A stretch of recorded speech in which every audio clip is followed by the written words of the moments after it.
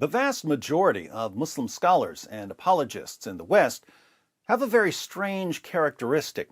In their zeal to shield their religion from critics and to prove that they are the true defenders of Islam and to win praise from their followers, they will say almost anything to block a criticism, even if they have to twist and distort the Quran and the Hadith, even if they have to lie about the history of Islam, even if they have to throw centuries of Muslim scholars under the bus.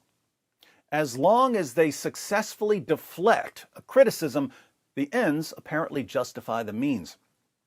The most interesting part is that the more they twist and distort the Quran and the Hadith, the more they lie about the history of Islam, the more they throw centuries of Muslim scholars under the bus, the more popular they become, because their deceptive dawah tactics make them appear to be the champions of Islam who are successfully protecting Muhammad and the Quran from evil critics. There are, of course, a few problems with the approach of westernized Muslim scholars and apologists. There's a moral problem. It's just wrong to spread your religion through deception and manipulation, but that never seems to bother them. There's a practical problem. The more you lie, the easier it is to expose your deception. So if you just keep piling lie upon lie upon lie in order to defend your religion, you end up making it easier to expose your religion. And there's a division problem. When some people lie for their religion, there will be other people who don't believe in lying for their religion, so they start criticizing and condemning the liars, and this leads to division within the religion. People are starting to notice the division problem that's arising. Let's look at a fascinating example. A Muslim named Muhammad was on Twitter criticizing Mansour for exposing the lies of Sheikh Uthman ibn Farouk.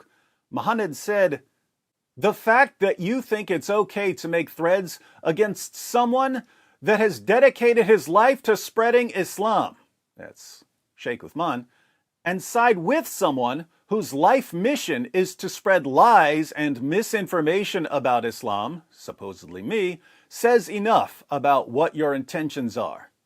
That's when Basil stepped in and replied, "Are you seriously defending Uthman over the truth? Is he your daddy? I mean, even if he was, you don't have to put him over the truth. What's wrong with you people? The Jahiliyyah is over. Get over it. If you want to defend Uthman, you need to make him stop lying. That's the only way you can defend him.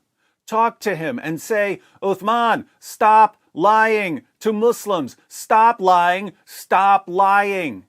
And he will block you because he doesn't want to stop.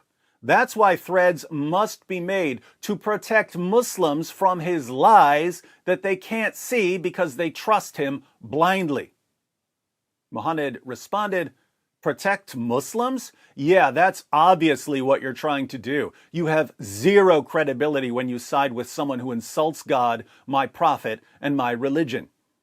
So Muhammad thinks that Mansour and Basil are siding with me when they correct Sheikh Uthman.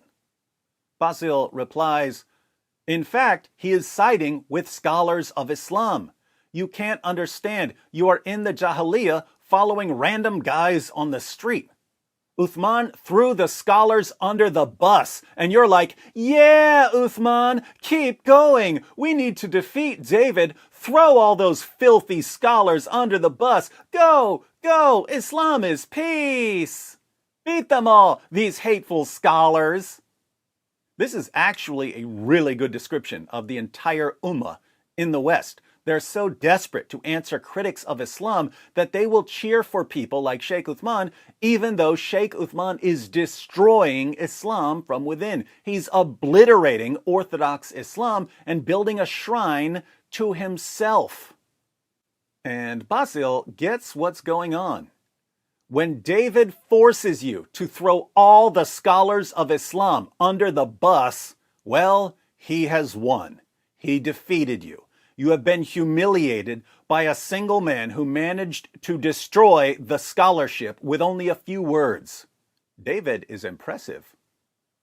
Notice the different perspectives here. Mohammed says that people like Mansour are hurting Islam by siding with me against da'is like Sheikh Uthman.